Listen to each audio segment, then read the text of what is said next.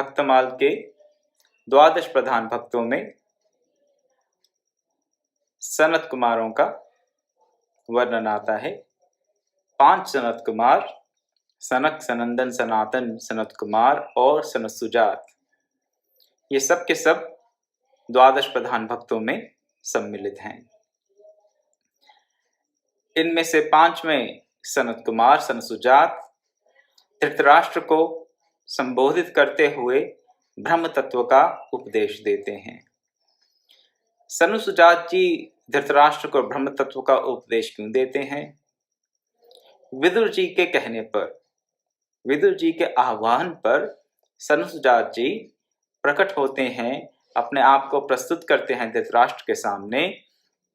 और जब विदुर जी उनको कहते हैं, सनत सुजात जी को, कि मैंने इनको पूरी नीति, जिसको कि हम विदुर नीति के नाम से जानते हैं, मैंने तो इनको सारी नीति बता दी, लेकिन इनके अंतर्मन में जो ऊहापोह चल रही है, इनके मन में जो अस्थिरता है, वो अब भी जाती हुई जान नहीं पड़ती। इसलिए, और इनके प्रश्न भी बहुत ज्यादा हैं, धृतराष्ट्र के बहुत से प्रश्न हैं, सुनने की जिज्ञासा भी बहुत है। इसलिए आप, विदुर जी कहते हैं सनत सुजात जी को कि आप इनको ब्रह्म तत्व का उपदेश दें। और प्रश्न भी धृतराष्ट्र इसी प्रकार से करते हैं। कई प्रकार के प्रश्न कर चुके हैं अभी तक। वेदों का प्रयोजन क्या है? सकाम कर्म इतने कम बलशाली क्यों हैं और निष्काम कर्म जो हैं वो इतने ज्यादा बलवान कैसे हो जाते हैं? कर्म करना चाहिए कि नहीं करना चाहिए? कर्म से ज्ञान बड़ा है या ज्ञान से कर्म बड़ा है? और वेदों में जो बताया गया कर्म कांड है उससे क्या प्राप्त होता है? और किस प्रकार से हम उस निष्काम कर्म की सिद्धि करके उस परम तत्व को प्राप्त कर सकते हैं? इत्यादि इत्यादि बहुत से प्रश्न किए गए, बहुत से उत्तर दिए गए। और इस पूरे वार्तालाप के अब अंत में सनत सुजात जी धृतराष्ट्र को बता रहे हैं कि वो सनातन परमात्मा जो है उसको योगी जन कैसे प्राप्त करते हैं। सनातन परमात्मा को योगी जन कैसे प्राप्त करते हैं, इस बात को बताते हुए वो ब्रह्म तत्व का निरूपण कर रहे हैं, कई प्रकार के उपमाएं, कई प्रकार के रूपक देकर, कई प्रकार के उदाहरण देकर। आज हम उनमें से कुछ और उदाहरणों को सुनेंगे और समझने का प्रयास करेंगे कि वो ब्रह्म तत्व है क्या, वो सनातन परमात्मा क्या है, जिसे प्राप्त करके व्यक्ति सदैव के लिए शोक और मोह से अपने आप को छुड़ा लेता है, शोक और मोह से मुक्त हो जाता है। कल हमने इस बात पे चर्चा की थी कि पूर्ण परमात्मा से पूर्ण प्राणी की उत्पत्ति होती है और उसमें फिर भी अपूर्णता का जो अभाव रहता है, अपूर्णता की जो फीलिंग रहती है, वो क्यों रहती है? और उसको दूर करने के लिए उसे उस सनातन परमात्मा को ही प्राप्त करना होगा और कोई रास्ता है नहीं। वेद, हमारे शास्त्र, तत्वदृष्टा ऋषि बार बार यही बात बताते हैं कि अपने अंदर की जो अपूर्णता है, जो अभाव हमें जीवन में बारंबार अनुभव होता रहता है, उससे छुटकारा पाने के लिए किसी भी प्रकार का कर्म, किसी भी प्रकार का अर्थ कभी भी हमें उस अपूर्णता से मुक्ति नहीं दिला सकता। That will be never sufficient. We can do anything we want, we can gather anything we feel like, but we cannot get rid of the feeling of lackness we have in ourselves, because it is not due to external materials or the lack of external materials or lack of external experiences that we feel incomplete.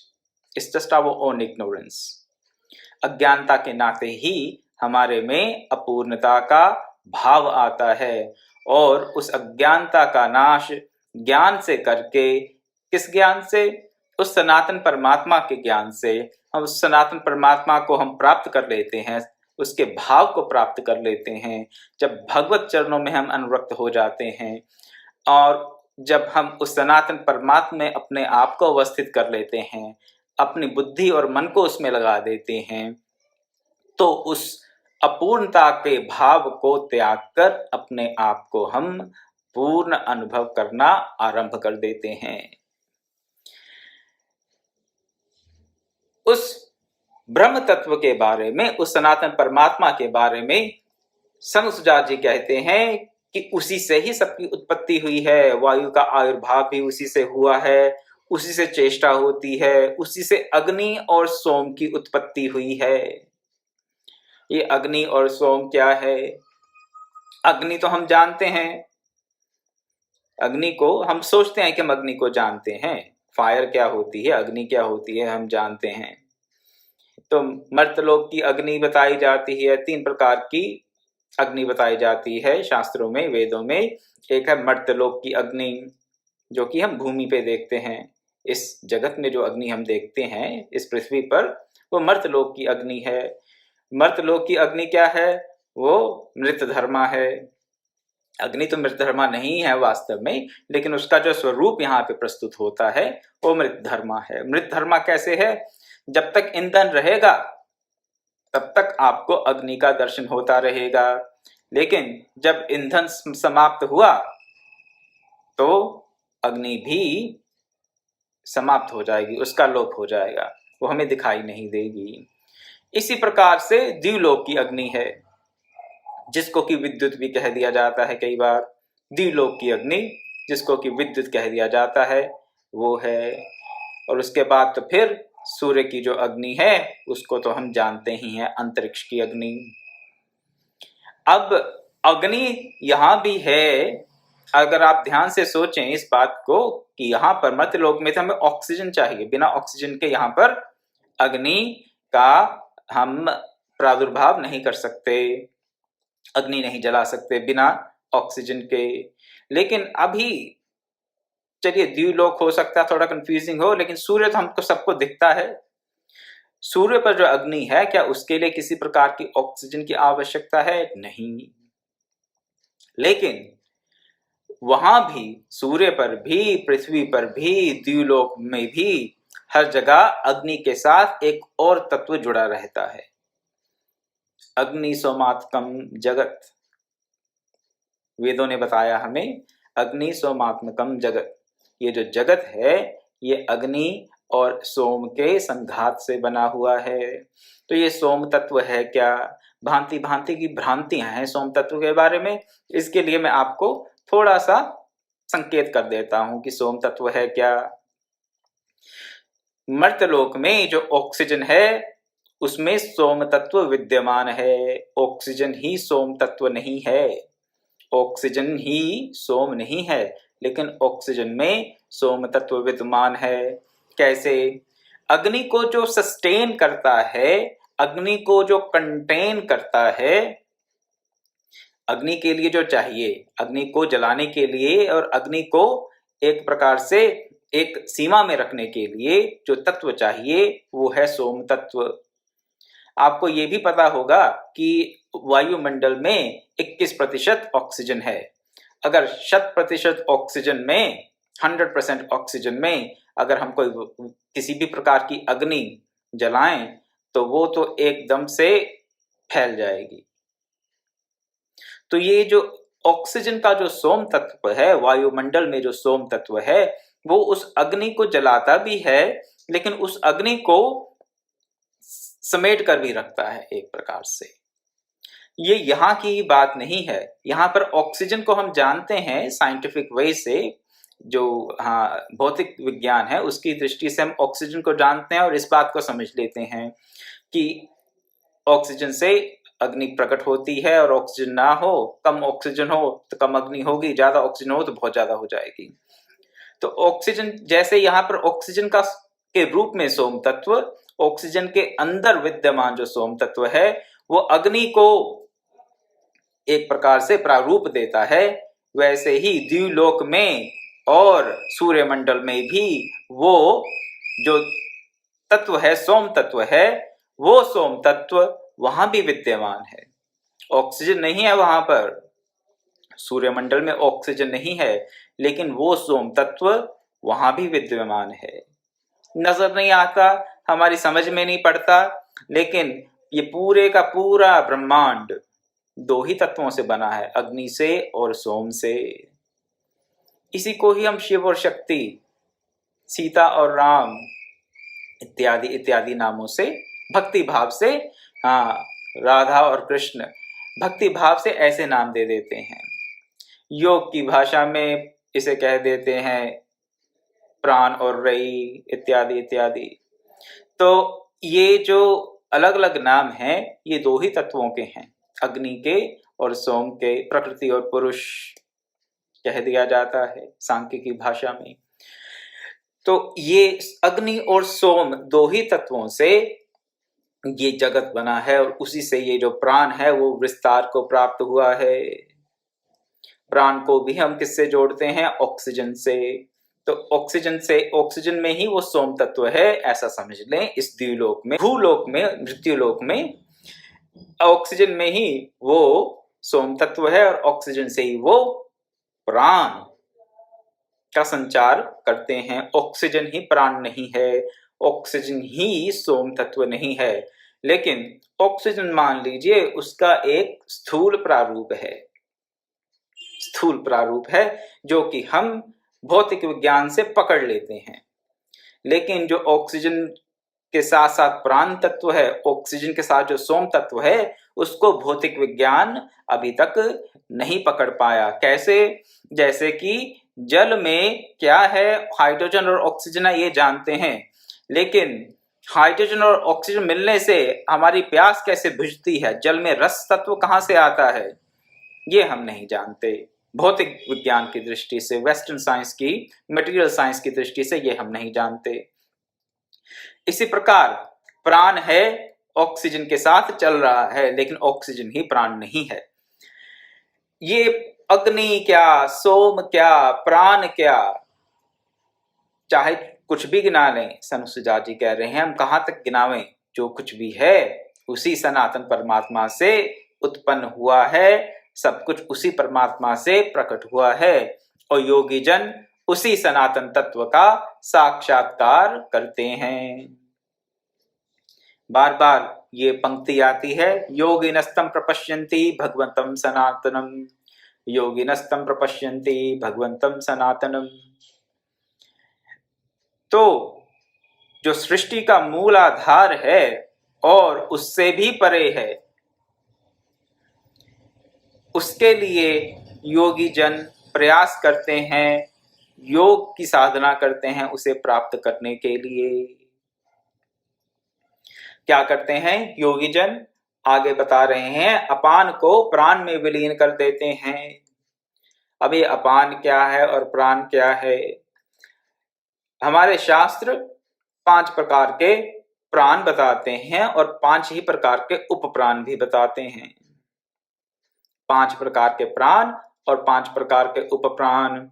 5 प्राण हैं, उनमें से तो पहले का नाम ही प्राण है, प्राण अपान समान व्यान उडान। प्राण अपान समान व्यान उडान 5 प्रकार के प्राण हैं। इसमें से यहां पर क्या बता रहे हैं सनुसुजा जी कि अपान को प्राण में विलीन कर लेता है योगी। प्राण कहां से कहां चलता है? नासिका से लेके हृदय तक या फेफड़ों तक, ऐसा समझ लीजिए।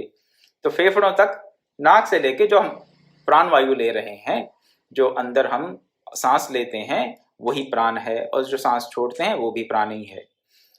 लेकिन उसके साथ साथ 4 प्रकार के और प्राण हैं, उनमें से एक का यहाँ पे उल्लेख करते हैं, वो अपान का। अपान चलती है कहां से कहां? हमारे हृदय से लेके नाभि तक अपान वायु चलती है।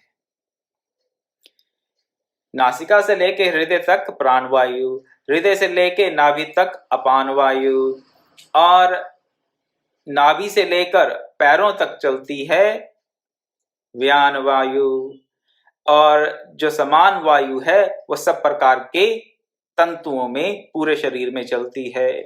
और 5वीं प्रकार का जो प्राण है वो है उड़ान। उड़ान चलता है हमारे हृदय से, या हृदय से थोड़ा सा ऊपर से लेकर मस्तिष्क तक चलता है वो।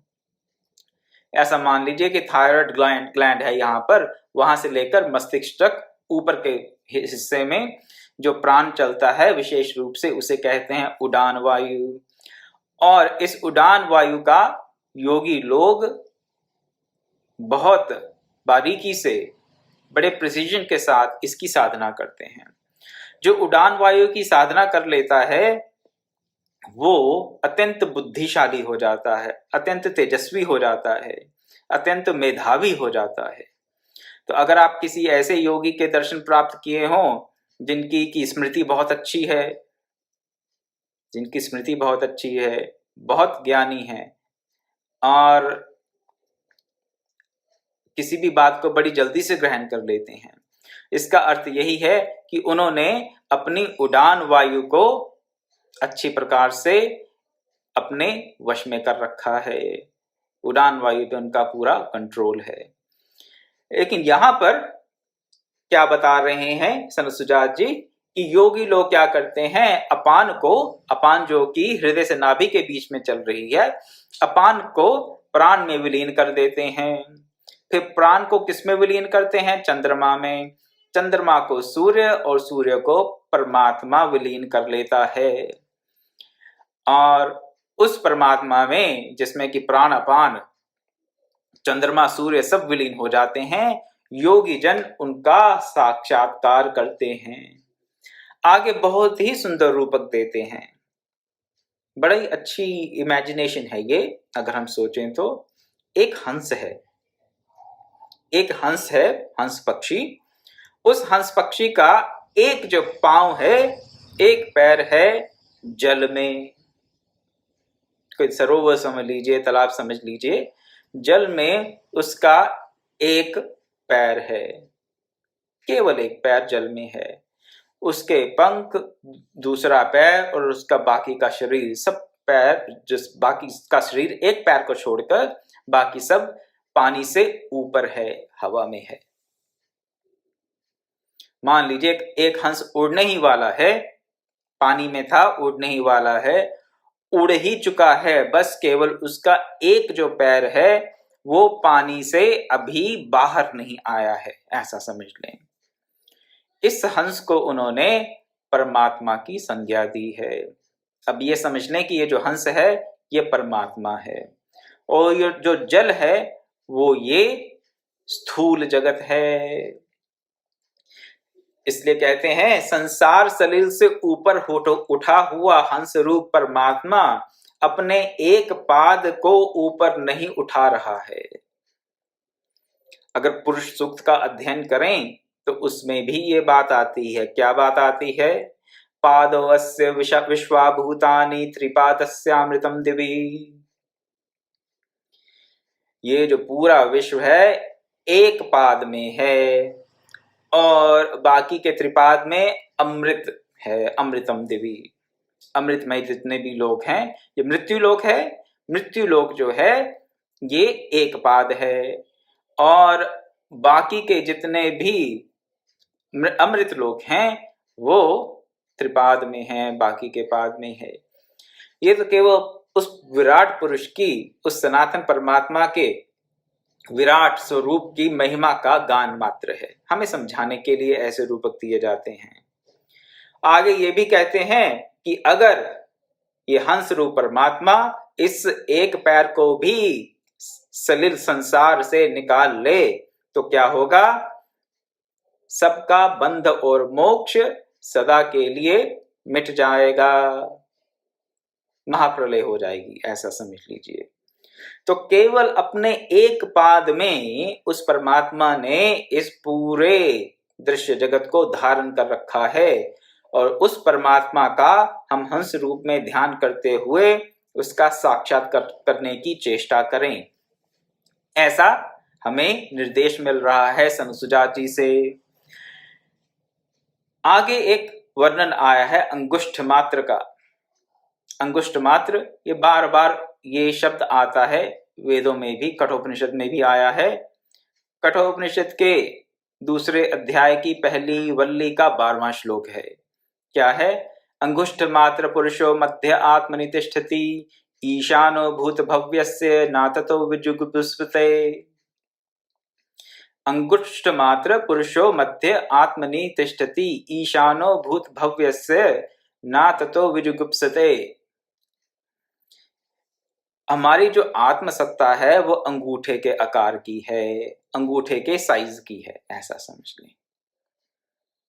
मनुष्य की आत्मा अंगुष्ठ मात्र है, अंगूठे के साइज की है।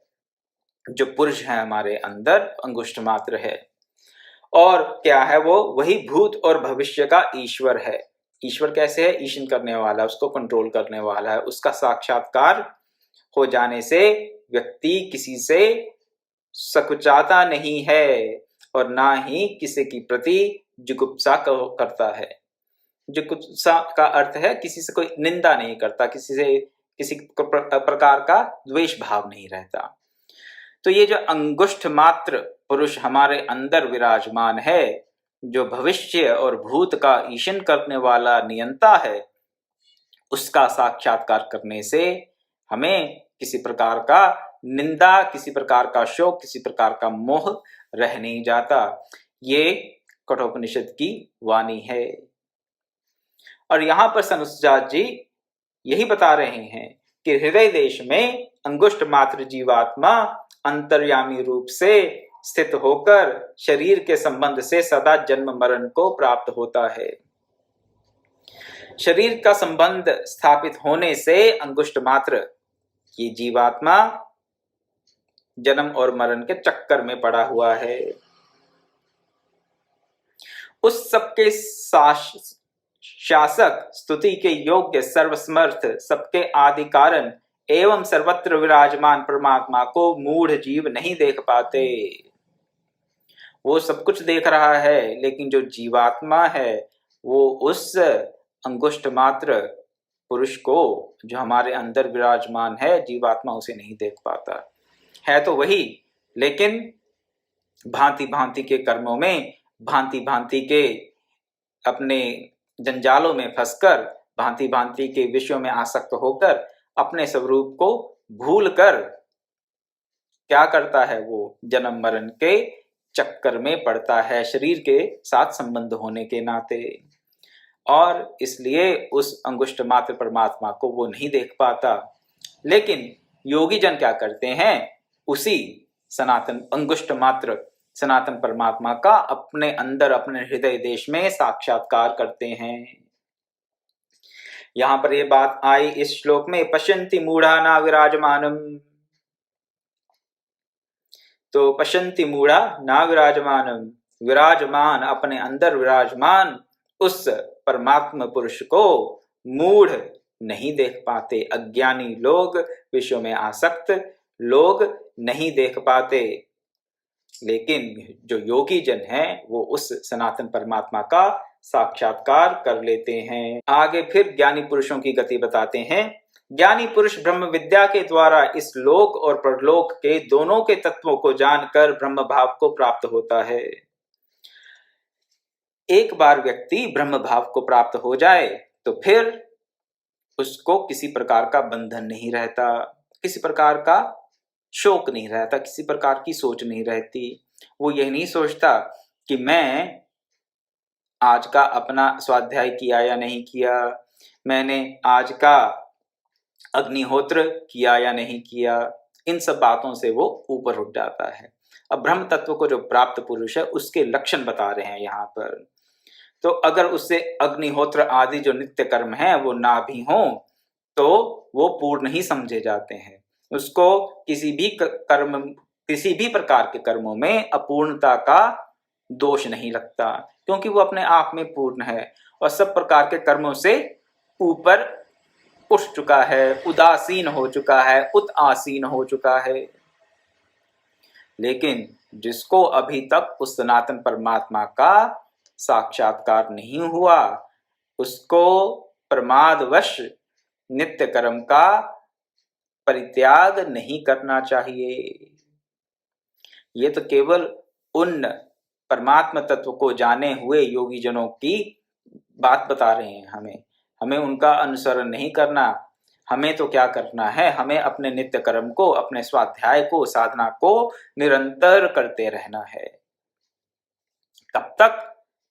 जब तक उस ब्रह्म विद्या के द्वारा हम इस लोक और परलोक दोनों के पीछे जो वो ब्रह्म तत्व है उसको जान नहीं लेते, तब तक। उससे पहले प्रमादवश अपनी साधना का परित्याग ना करें। फिर आगे बताते हैं कि ये जो ब्रह्म विद्या के द्वारा लोक और परलोक दोनों के तत्व को जानकर जो ब्रह्म भाव को प्राप्त होता है, वह भोक्ता भाव को अपने में विलीन करके उस पूर्ण परमेश्वर को जान लेता है। ना तो वो करता रहता है, ना वो भोगता रहता है। एक बार इस बात को फिर से ध्यान से सुन लें कि ब्रह्म भाव को प्राप्त हुआ पुरुष व्यक्ति ना तो करता होता है, ना भोगता होता है। करता क्यों नहीं होता? क्योंकि अपने आप को वो किसी भी कर्म का इंस्ट्रूमेंट नहीं मानता, अपने आप को किसी भी कर्म के करने वाला यंत्र नहीं मानता वो, इसलिए वो करता नहीं है। उससे सब कुछ हो रहा है लेकिन फिर भी वो कर नहीं रहा। ये जो एजेंसी है, सेंस ऑफ डूअरशिप है, वो उसकी समाप्त हो जाती है। उससे हो रहा है सब कुछ लेकिन वो करता नहीं है। इसी प्रकार से वो सब प्रकार के भोगों को भोगता हुआ भी भोगता नहीं है। वो भोक्ता भाव से ऊपर उठ चुका है। कैसे? उसने भोक्ता भाव को परमात्मा में लीन कर दिया। अब भोक्ता भाव को परमात्मा में कैसे लीन कर दिया? अगर मुख से वो कुछ ग्रहण करता है तो वो ये सोचता नहीं कि ये मेरा मुख है और मैं ग्रहण कर रहा हूं। तो क्या सोचता है? वो ये सोचता है कि ये परमात्मा के अनंत मुखों में से एक मुख है और इस मुख से जो भी कुछ ग्रहण हो रहा है वो परमात्मा ही ग्रहण कर रहे हैं। अगर ऐसा भाव बन गया उसका, ब्रह्म भाव में अवस्थित पुरुष का अगर ये भाव है कि इस मुख से जो भी ग्रहण किया जाता है, इस वाणी से जो भी प्रवचन किया जाता है, वो मैं नहीं कर रहा, वो तो वो परमात्मा ही कर रहा है, तो उसका भोक्ता भाव कहाँ रह जाएगा वहां पर। इसीलिए कई ब्रह्म भाव को प्राप्त हुए संत क्या कहते हैं? ये नहीं कहते कि मैं चाह रहा था, मैं खा रहा था, मैं बोल रहा था। उनका कहने का ये स्टाइल रहता है, ऐसा समझ लें। वो इस प्रकार से कहते हैं। स्टाइल क्या है? स्टाइल तो नहीं है, स्टाइल हम लोगों को लगता है, लेकिन वो मैं नहीं कहते। क्या कहते हैं वो लोग? ब्रह्म भाव को प्राप्त साधु संत, राम जी ने बोला, राम जी वहां गए, राम जी ने वहां प्रसाद ग्रहण किया, राम जी ने वहां स्नान किया, राम जी को ऐसी प्रेरणा हुई, इत्यादि इत्यादि। भगवान के साथ जोड़ देंगे सब प्रियांक को। क्यों? क्योंकि उनकी ऐसी स्थिति हो गई है कि वो सोचते हैं कि जो कुछ हो रहा है ये तो राम जी ही कर रहे हैं। अपने आप को उन्होंने उस परमात्मा तत्व में विलीन कर दिया। और जब अपने आप को, अपने अहम को उस परमात्मा तत्व में विलीन कर दिया तो भोक्ता भाव और कर्ता भाव तो फिर अपने आप ही विलीन हो जाएगा। बहुत ही सुंदर और सुगम, अगर समझ आ जाए तो बहुत ही सुगम रास्ता है ये अपने आपको कर्ता भाव और भोक्ता भाव से मुक्त करने का। और अगर हम अपने आप को कर्ता भाव से और भोक्ता भाव से मुक्त कर लेते हैं तो फिर तो हम मुक्त ही हैं।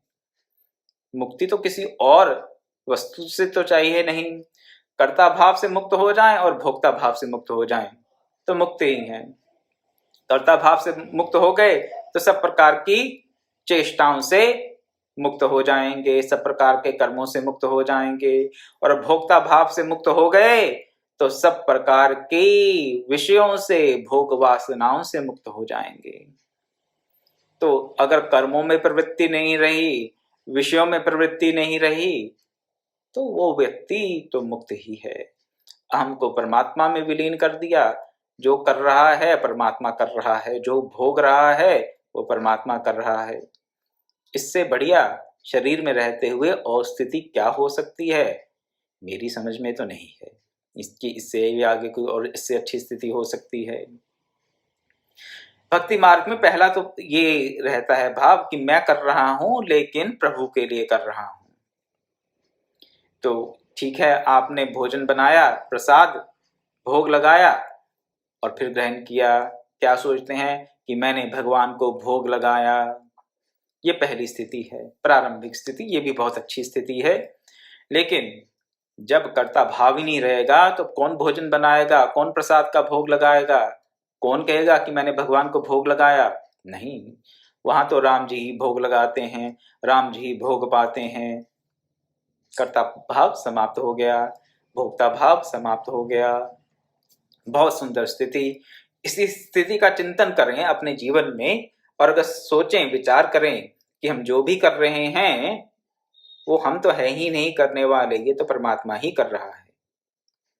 परमात्मा ही कर रहा है, परमात्मा हमसे करवा रहा है। ऐसी भी स्थिति ना रहे, परमात्मा हमसे करवा रहा है इसका मतलब अभी अपना अहम भाव बनाओ, कर मैं रहा हूं, करवाने वाला परमात्मा है। बुरी स्थिति नहीं है ये भी, अहंकार को क्षीण करती है ये भी धीरे धीरे। लेकिन अगर अहंकार विलीन ही हो जाए तो फिर परमात्मा ही परमात्मा है, परमात्मा ही करता है, परमात्मा ही भोगता है। ये नहीं कह सकते परमात्मा हमसे करवा रहा है। ये तो कहेंगे नहीं कि हमने किया, ये भी नहीं कहेंगे कि हमने परमात्मा के लिए किया, ये भी नहीं कहेंगे कि परमात्मा हमसे करवा रहा है और हम कर रहे हैं। क्या स्थिति है? अहम को परमात्मा में विलीन करके यही स्थिति बनी रहे, ये ब्रह्म भाव बना रहे कि परमात्मा ही कर रहा है, परमात्मा ही भोग रहा है। उस स्थिति में इस ब्रह्म भाव को प्राप्त हुआ व्यक्ति ये भी नहीं कहता कि मैं तो कुछ भी नहीं हूं। कई बार क्या सुनने में आता है, हाँ, लोग कहते हैं जी हम तो कुछ नहीं हैं, जो है तो बस गुरुदेव की कृपा है, भगवान की कृपा है। लेकिन इसमें भी अपने आप को कुछ नहीं कहने में भी एक भाव छुपा रहता है, अहम भाव। कैसा अहम भाव है इसको कहने में कि मैं कुछ भी नहीं हूं? आप तो कहेंगे तो बड़ी अच्छी स्थिति है कि अपने आप को दीन मानिए, दैन्यता का भाव बड़ा अच्छा भाव है। एक दृष्टि से है भी, अहंकारी होने से नाते तो दैन्यता का भाव अच्छा है भक्ति मार्ग में। लेकिन ये जो दैन्यता का भाव है इसमें आपका अहम तो बना रहा। अगर आप कहते हैं कि मैं कुछ नहीं हूं लेकिन अपने हूं का तो आपको अभी भी आभास है। और इस दैन्यता का भाव में भी कई बार अहंकार छुपा रहता है, जी हाँ हाँ हम तो कुछ नहीं है, जी हम तो कुछ नहीं है, जब गुरुदेव की कृपा है, सब ठाकुर जी की कृपा है। लेकिन मन में ऐसा चलता रहता है, हाँ ठाकुर जी की कृपा है लेकिन कृपा तो मेरे पे हुई ना, पड़ोसी पे तो नहीं हुई ना। तो ठाकुर जी ने मेरे में कुछ देखा ही होगा जो मेरे पे कृपा की। तो मन में अनेक प्रकार के ऐसे, हाँ, दुष्विचार चलते रहते हैं। उनसे बचने के लिए ब्रह्म भाव में स्थित होना सब प्रकार के इन विघ्नों से हमें छुटकारा दिला देता है। जब है ही नहीं तो ना हम दीन हैं, ना हम अहंकारी हैं, ना हम बुद्ध हैं, ना हम अबुद्ध हैं, ना हम ज्ञानी हैं, ना हम अज्ञानी हैं। हम हैं ही नहीं। हैं तो केवल राम जी। राम जी करते हैं, राम जी पाते हैं, राम जी बोलते हैं, राम जी भोग लगाते हैं, राम जी ही सेवा करते हैं, राम जी ही सब करते हैं। इस ब्रह्म भाव को प्राप्त होंगे तो जीवन आनंदमय बनेगा, स्वतः बन जाएगा, उसके पीछे भागना नहीं पड़ेगा। इसी सुंदर भाव के साथ मैं आज के सत्संग को यहाँ विराम देता हूं। कल मिलेंगे तो फिर आगे थोड़ी चर्चा बढ़ाएंगे कि किस प्रकार से कई बार हम अपने शिक्षा और व्यवहार की आड़ में अपने अवगुणों को छुपाकर, शिक्षा और अपने व्यवहार की आड़ में अपने अवगुणों को छुपाकर किस प्रकार से हम इस परमात्मा तत्व से दूर चले जाते हैं, इसकी चर्चा करेंगे। और भी कुछ ऐसी बातें बताएंगे जहां पर संत सुजात जी कहते हैं, बार बार यही बात कहते हैं कि इसके सिवा और कोई रास्ता नहीं है। यही रास्ता है, इसके सिवा और कोई रास्ता नहीं है। नाम कोई भी दे दीजिए और कान कैसे भी पकड़ लीजिए, लेकिन आपको पकड़ना ही पड़ेगा। अपने अंदर बैठाए उस अंगुष्ठ मात्र परमात्मा का दर्शन किए बगैर हमारी मुक्ति शोक और मोह से नहीं हो सकती। तो आज के लिए इतना ही। कल सनुसुजात जी जो बुलवाएंगे वो बोलेंगे। अब मंगलाचरण के बाद अपनी वाणी को विराम देता हूँ। ओम पूर्णमदः पूर्णमिदं पूर्णात् पूर्णमुदच्यते पूर्णस्य पूर्णमादाय पूर्णमेवावशिष्यते। ओम शांति शांति शांति। हरि ओम तत्सत्।